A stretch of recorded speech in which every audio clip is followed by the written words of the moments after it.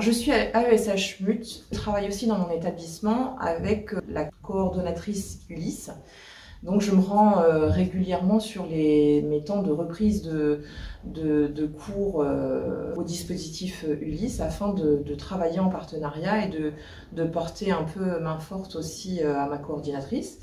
Ce qui est assez important puisque ça nous permet, en tout cas pour les AESH, d'avoir d'autres moyens et d'autres ressources de travail, d'avoir aussi, de croiser un petit peu les regards sur les accompagnements et de voir un petit peu les choses qui sont à corriger ou à rectifier. Voilà, on a besoin de fonctionner aussi beaucoup dans l'échange. J'ai aussi la chance de travailler dans un établissement où les relations avec les enseignants sont assez favorables et permettent de bien fonctionner et d'apporter un regard sur l'accompagnement, sur la proximité de nos accompagnements auprès des élèves et de pouvoir échanger sur des modalités de mise en place d'activités ou des morceaux choisis sur un cours qui sont favorables ou non à l'élève que l'on accompagne en fonction aussi de ses caractéristiques. Alors dans le métier d'AESH MUT, il y a une phase qui est aussi très importante, c'est le contact qu'on peut avoir avec les enseignants. Et justement le fait de pouvoir travailler ensemble sur les activités qui vont être proposées. Et on n'a pas de temps d'échange dédié, mais en fait ça se fait tout au long de la journée de façon assez habituelle. Pour vous donner un ordre d'idée, une journée je vais être en maths, en français, peu importe la matière. Les activités données par l'enseignant sont proposées très rapidement dans la mise en place du cours et j'en ai eu connaissance auparavant, soit à l'instant T aussi, ce qui des fois facilite ou pas la mise en place du travail. En revanche, on a toujours un temps dédié, en tout cas moi je prends ce temps sur la fin de l'heure pour voir avec l'enseignant les petites choses, les petits réajustements, la quantité, le fait que telle et telle partie de l'activité n'a pas pu être abordée puisque voilà, il y a eu telle et telle chose qui ont fait que c'était pas faisable, ou bien au contraire le fait de dire bah là oui, limite il aurait fallu en donner plus. Donc il y a des petits temps d'échange en fin d'heure de cours sur les récréations ou sur les pauses méridiennes qui permettent de réajuster les accompagnements. Et c'est vraiment très important dans le travail de l'AESH d'être guidé et orienté aussi par le travail de l'enseignant. Alors une journée type d'AESH mutualisée, en fait je dirais qu'il n'y en a pas vraiment. Parce que, mis à part un emploi du temps qui est hebdomadaire, hein, qui fonctionne avec des cours bien distincts les uns des autres, et puis la répartition de mes missions entre plusieurs élèves, donc plusieurs emplois du temps aussi, je dirais qu'il n'y a pas vraiment de journée type puisque tout va se jouer en fonction des activités qui sont proposées durant le cours. Est-ce que je vais faire systématiquement de la reformulation? Ben non, pas forcément, puisque l'élève va des fois être dans des conditions optimum de travail et donc il va fonctionner facilement.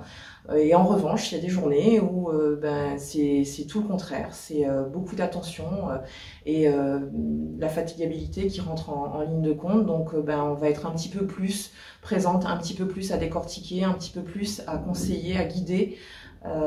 Suivant en fait les heures de cours, suivant les activités proposées. Donc je dirais qu'il n'y a pas vraiment de journée type. Je pense que c'est vraiment aléatoire, on travaille avec de l'humain et il faut tenir compte de tout ce qui entoure ces petits humains, donc les humeurs, la fatigue, les tensions des récréations. Il y a beaucoup de facteurs qui rentrent en ligne de compte, donc il n'y a pas de journée type pour moi. Alors ce que j'aime dans le métier d'accompagnant, c'est le fait d'être chaque jour, se sentir nécessaire au fonctionnement, mais nécessaire pas dans le sens où on emprisonne l'élève dans une dépendance, nécessaire dans le fait d'être le rappel d'utiliser tel ou tel matériel, nécessaire dans l'idée où on intègre un petit peu la pensée de l'élève, où on anticipe ses besoins.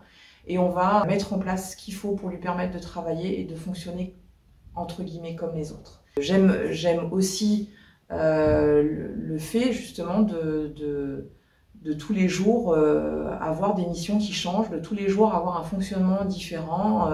Il y a des jours où ça se passe vraiment pas bien du tout parce que on n'est pas dans les meilleures conditions de fonctionner. Moi, j'aime vraiment savoir qu'on a un intérêt particulier dans l'accompagnement de ces élèves.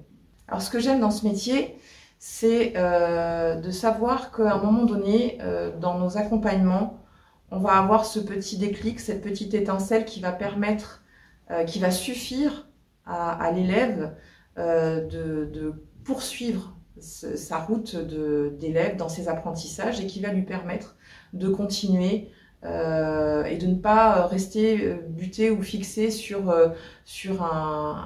une notion qui n'est pas sue, mais d'avoir la petite peut-être démarche, la petite explication, la petite reformulation, la petite mise en confiance qui va lui permettre d'avancer dans son chemin d'apprentissage. Régulièrement, on a aussi, suivant les situations d'accompagnement, des petits défis, des challenges un petit peu qui sont donnés parce que dans le meilleur des mondes, chaque élève notifié serait dans l'attente du coup de plus supplémentaire que lui donne son AESH pour fonctionner. Mais en fait, dans la réalité, c'est pas du tout le cas. On a, surtout au collège, je pense, peut-être encore aussi un peu plus au lycée, des élèves qui refusent totalement l'accompagnement, qui n'ont pas décidé, qui n'ont pas été décideurs de la mise en place de cet accompagnement, hein, qui revient à l'autorité de leurs parents, et qui refusent totalement le fait d'être assis à côté d'une adulte parce que ça les stigmatise dans leur situation compliquée.